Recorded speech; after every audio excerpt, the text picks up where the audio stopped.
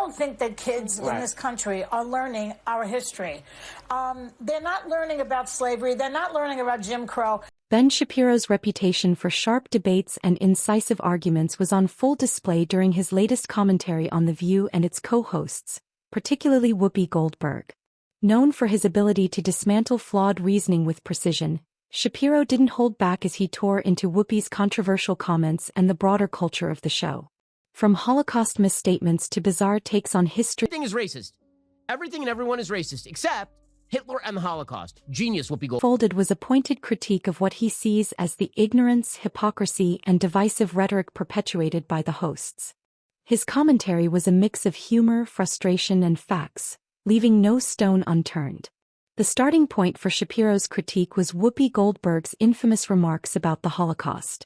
Whoopi had previously claimed that the Holocaust wasn't about race, describing it instead as an example of man's inhumanity to man. Shapiro, a Jewish man with a deep understanding of history, found this statement both offensive and profoundly ignorant. He argued that the Holocaust was one of the most racially motivated genocides in history, pointing out that Nazi ideology was explicitly rooted in the belief that Jews were an inferior race. Shapiro didn't mince words, calling Whoopi's remarks not just wrong but dangerously misleading. For him, her comments trivialized the suffering of millions and distorted a key historical event that should never be misunderstood. Shapiro's frustration was palpable as he dissected Whoopi's logic. He explained that the Nazis didn't just target Jews who observed Judaism, they persecuted anyone with so-called Jewish blood. This made the Holocaust unequivocally about race, contrary to Whoopi's claims.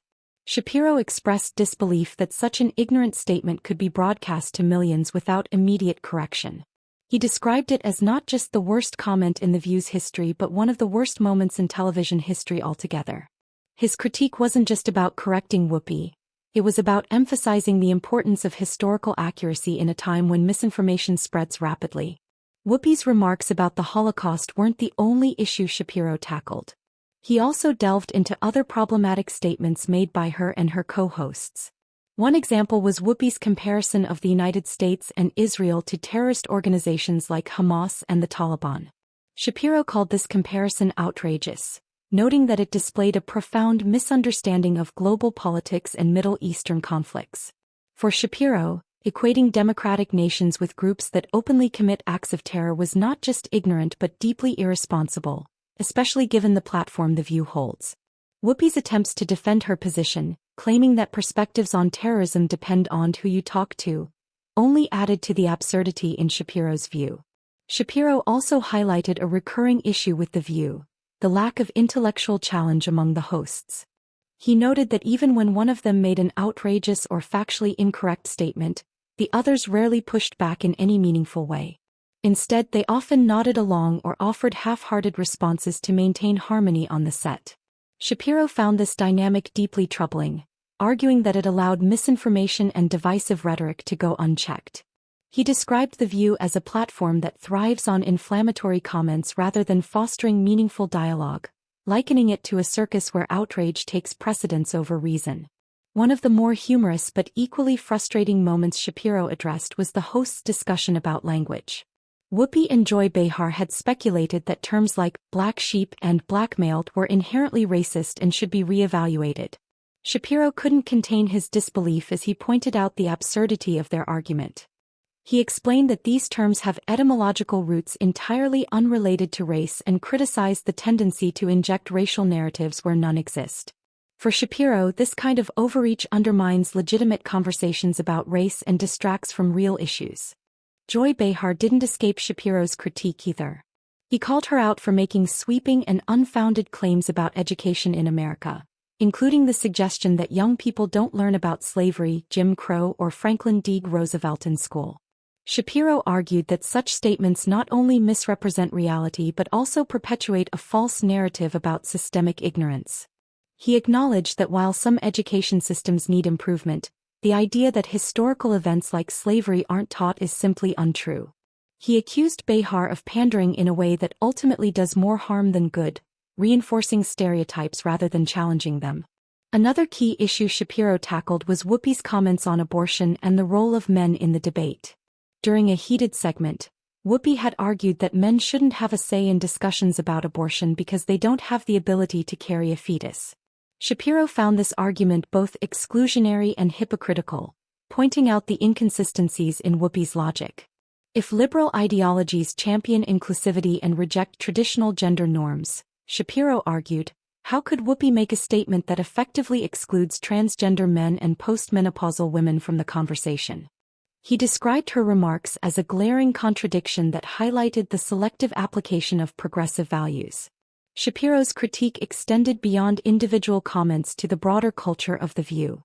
He described the show as a microcosm of the worst aspects of modern media: sensationalism, divisiveness, and a lack of accountability. He argued that the hosts often position themselves as moral authorities while making statements that are factually incorrect or deeply biased. This hypocrisy, he said, undermines their credibility and alienates viewers who are looking for balanced discussions rather than ideological grandstanding. For Shapiro, The View represents a missed opportunity to engage in meaningful dialogue and address complex issues with nuance. The online response to Shapiro's takedown was immediate and polarized. Supporters praised him for calling out what they saw as the ignorance and hypocrisy of The View hosts. Clips of his commentary quickly went viral, with many viewers expressing frustration at the lack of accountability on the show. Critics of Shapiro, however, accused him of being overly harsh and dismissive, arguing that his tone detracted from the validity of his points. Regardless of where people stood, it was clear that Shapiro's critique had struck a chord and reignited debates about the role of media in shaping public opinion. Shapiro's commentary on The View wasn't just about exposing flaws, it was about advocating for a higher standard of discourse. He called for greater accountability, urging both media personalities and their audiences to prioritize facts over narratives. His critique highlighted the dangers of platforms that prioritize clicks and controversy over constructive conversations. For Shapiro, the issues discussed on The View, whether it's the Holocaust, race, or abortion, deserve thoughtful and informed debate, not sensationalism and shallow rhetoric. What made Shapiro's critique so impactful was his ability to blend humor with substance. While his commentary was often biting, it was also rooted in a genuine desire to challenge misinformation and promote intellectual rigor. His ability to dissect complex issues and present them in a clear, relatable way resonated with many viewers who feel frustrated by the current state of media and public discourse. Whether you agree with Shapiro's views or not, there's no denying his ability to spark important conversations and hold influential figures accountable.